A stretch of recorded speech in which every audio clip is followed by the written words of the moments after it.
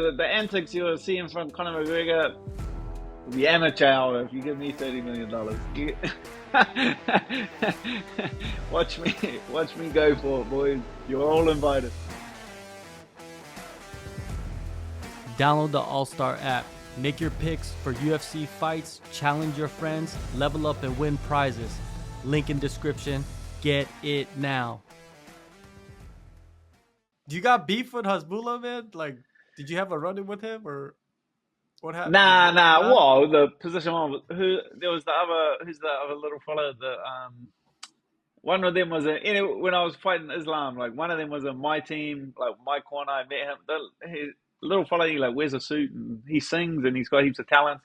And then Hasbulla was with Islam and like that team. Oh. So it was like a little thing leading into it. You know what I mean? Those guys have like a huge social media presence.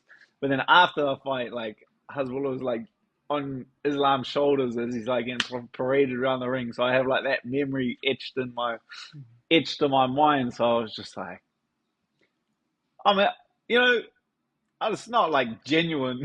Yeah. There's no genuine beef. It's kind of just a running joke. Well, you can't fuck with animals, man. Like those people will come after you heavy. You can't fuck with cats. Yeah. Don't fuck with cats. A lot of people out there love cats. Yeah. Cats Now are probably high on the totem pole, huh? Of like animals. Cats with. and dogs. Like don't do nothing to a cat or a dog, or you get cancelled. And I agree with that. Yeah. Well, I guess we won't see him, man. I'm not gonna miss him. I'm gonna be honest with you. I'm not a huge fan. It's just like he's there. He does things. I'm not really a fan too much, so it doesn't bother me. Let's turn the tables, on you, man. Getting this fight rebooked for UFC 290 International Fight Week. Jalin Turner. First thing is, how's the hand, man? No, it's good. Like bones come back together real well. I've been training at 100% for a while now, like full sparring and hitting a bag and all that kind of stuff. So it's nothing. It's gonna be absolutely nothing. You've been fighting for a long time. You've had injuries. Was there any injury where you're coming back and it was just a real big struggle to get back to 100%, to get back to like full on sparring, to be confident in throwing the knee or the elbow or the fist or anything like that? Nah. It's like broken hand, and then I just trained with one hand for like 3 months. Like it's not like you hurt your knee. You just do boxing for a little bit. You know what I mean? It's the sport. Like you just have to roll with the punches. Like if you take training off every time you're sick and injured, you're never gonna get any training done, and you're just gonna suck forever. So you just have to work with your injuries and work with good days, bad days. It's just the nature of the beast. Turner, man, he ended up fighting Gamrot. It was a split decision result. What did you think of that fight? Yeah, it was like a weird. I hadn't actually all the interviews I've done prior to this interview right now. I hadn't actually watched the fight, so it was like I was just chucking my analysis out there. I was like, nah, I thought Jalin Turner won that fight. Like, nah, he definitely did not win that fight.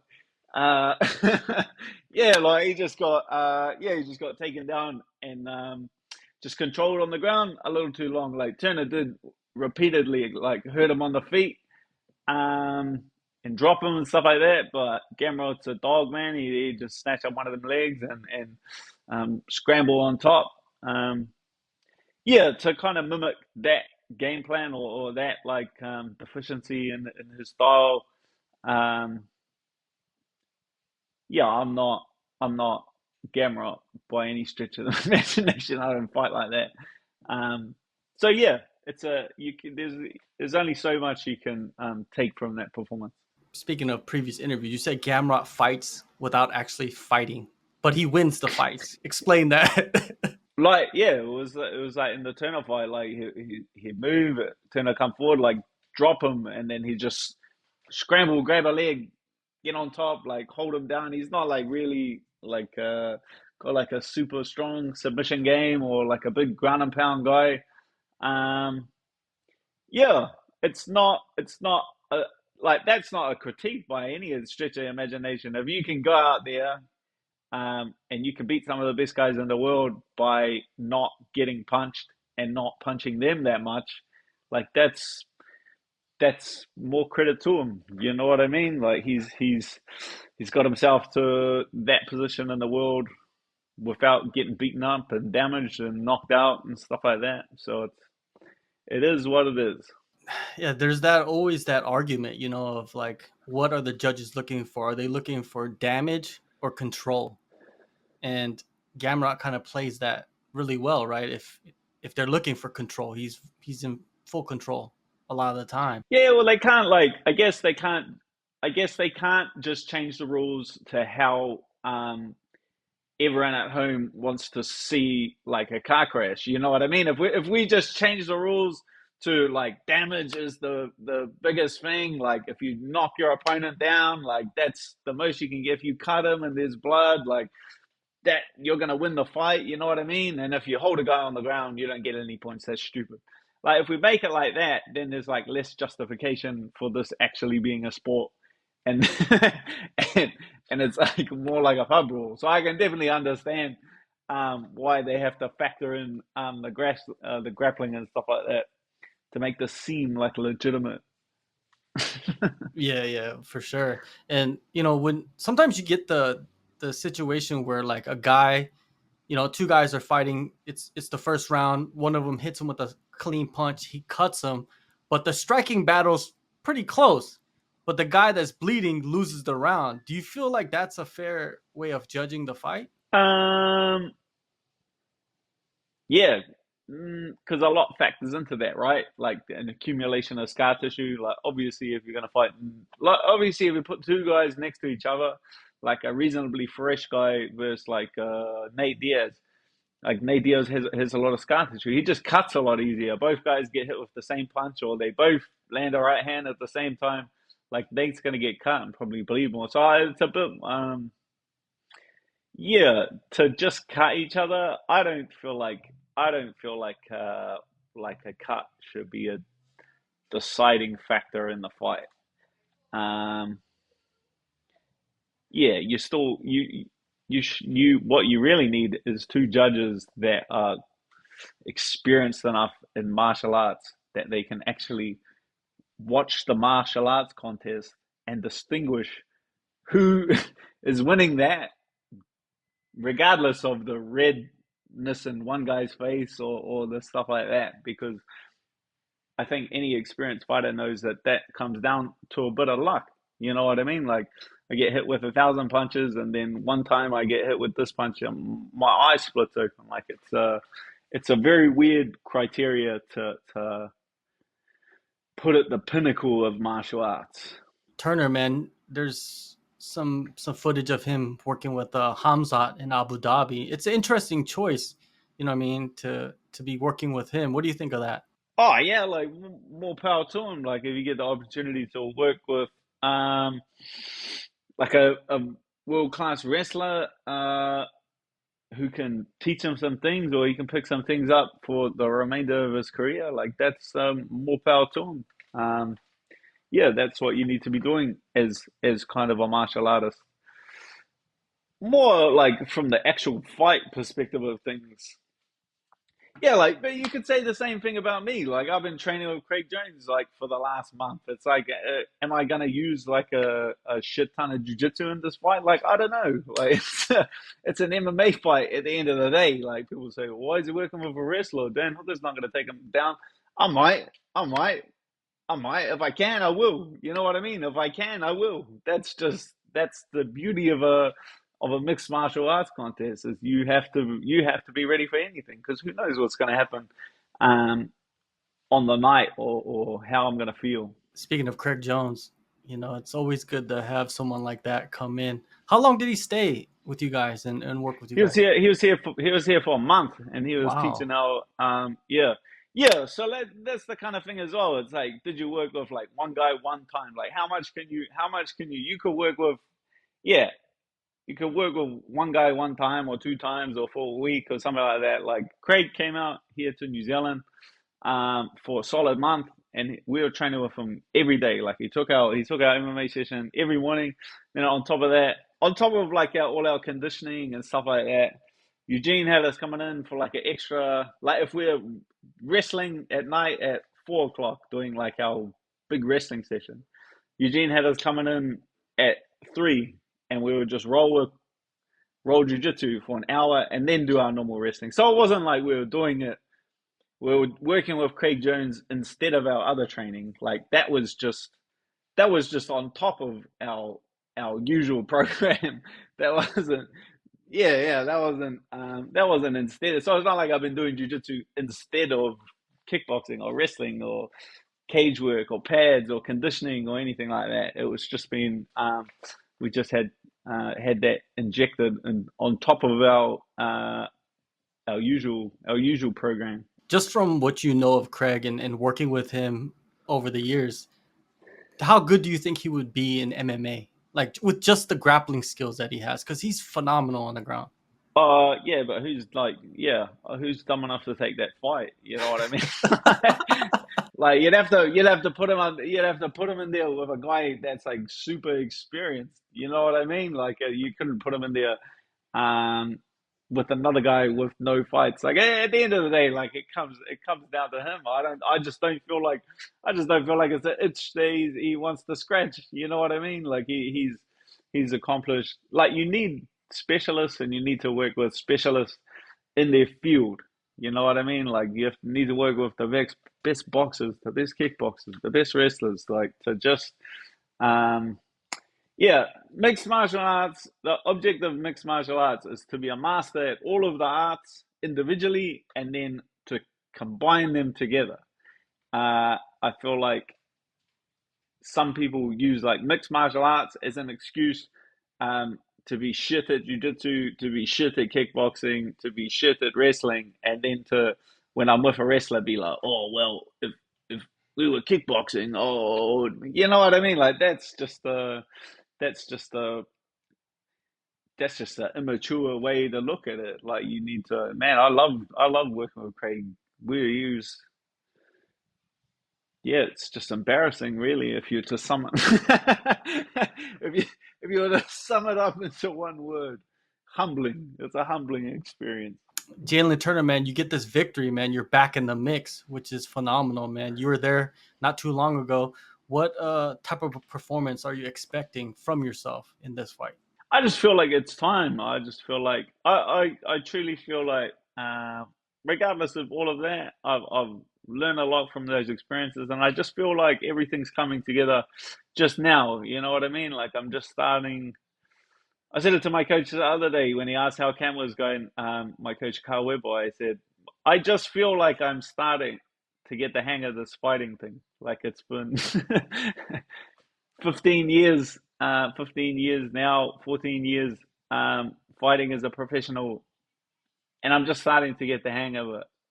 So that's how I feel now. I'm not getting carried away or overconfident. I just have a lot of experience and a lot of understanding, and yeah, I'm excited. I'm more excited for the contest than anything else, regardless of fight week, regardless of Vegas, regardless of pay-per-view main card, regardless of all of that. I'm just exceptionally excited for the contest with Jalin Turner and how we stylistically match up. At the end of the day, I'm most looking forward just to getting my feet on that canvas, touching gloves with him, and playing the game, because I'm really interested in how a lot of the things that I think might happen will play out under the lights.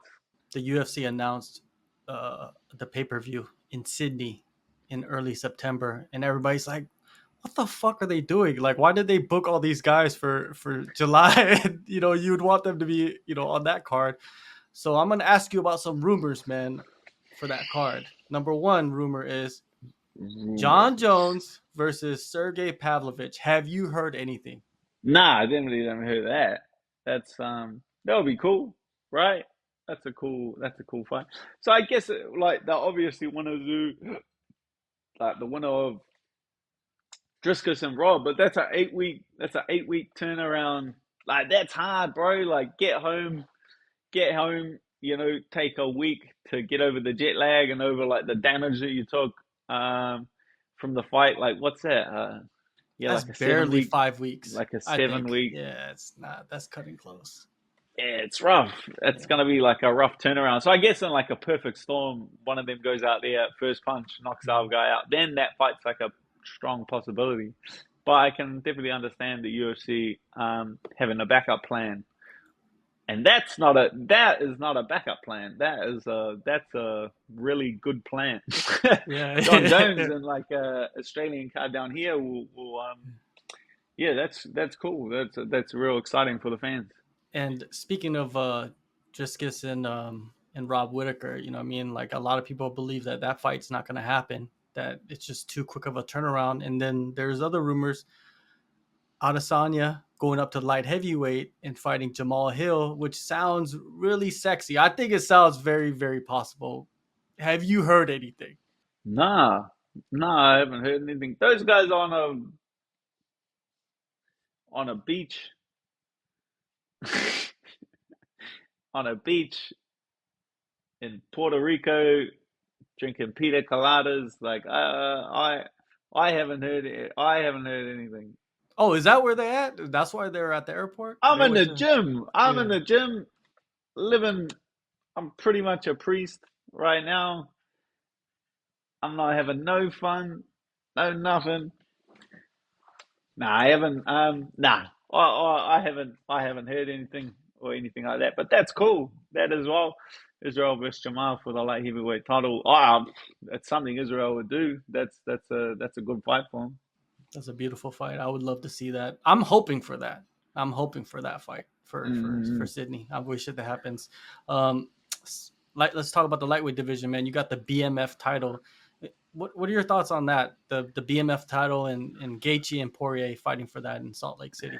Um, yeah, that was like a cool cover story for the Ngannou signing with PFL. Like that was like I was expecting it because obviously they were like there was just man Ngannou's going to announce like his signing with PFL at some stage. Like we all knew that was going to happen. That was going to be the organization he was going to sign, and the announcement of it was going to be. So when I saw that announcement, or I knew that announcement was coming, I was like, man, I wonder what the UFC is going to announce that same day. I thought it would be like John Jones fighting. You know what I mean? Like something to overshadow it. But yeah, it's cool. Gaethje Poirier is like yeah, that's a cool fight. BMF title. It's like a fun little thing. They can drag out. I don't know if do you get pay per view points for a BMF title? If Gaethje you said do, he said that they I'm interested. yeah they said Oh yo, yeah. That's why I I saw an interview with Gaethje today. I immediately became interested in the BMF title. Mhm. That's something that hey, I see something in the future with the BMF title, man. Why not, man? You've been fighting everybody. Yeah, it's like it's a silly little title, but if you give me pay per view points, I'll wrap any belt around my waist for pay per view points. There you go. Um, one last thing I wanted to ask you about is Michael Chandler. He's 37 years old, right? And there's this video that he posted on his YouTube channel talking about his clinically high testosterone levels, and he kind of like broke down like what he does in his training and his lifestyle and all of that stuff. Man, that's kind of a weird video to post, don't you think? Of like He has what?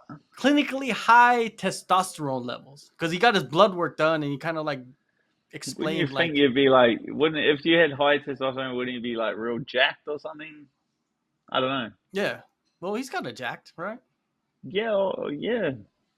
No, It's not like a bodybuilder or something like no, that. You know no, what I mean? Like no. that's what I was kind of meaning. Yeah, Yeah, good for him. That's good for him. and with him, like he seems like he's training like a madman, and Connor, man, he just seems like he's not training like a madman. He's like on his boat, you know what I mean? Like, do you think that fight's gonna happen though? Like, I don't know if that fight's gonna happen, man. It's just Connor's. Not this year. Not this year. Yeah, I highly doubt it'll be this year. Yeah, man, it's very odd. I'm Like, excited for the show. I can definitely see why they were saying like this is the first season on like ESPN and stuff like that. I can definitely understand the excitement for the show, but yeah, I'm not too sure that that fight's going to be the one that's going to get across the line this year. yeah, it's very odd, man. Very odd. Like the movement of everything that's going on with Connor. But hey, man, he can do whatever he wants. Basically, that's just he's in that position, right? Fact. If I Yeah. had $30 million, you'd never see me ever again. I 100% believe you, man. 100% believe you. Yeah. The antics you were seeing from Conor McGregor will be amateur hour if you give me $30 million. Watch me go for it, boys. You're all invited. All right, man. July 8th, man. I'm looking forward to this fight tremendously. It's on the main card as well. Pay per view, UFC 290, International Fight Week, Las Vegas. Dan, always appreciate you. And yeah, man, all the best in this fight. And maybe we might see you one more time this year, man. Hopefully. Fingers crossed.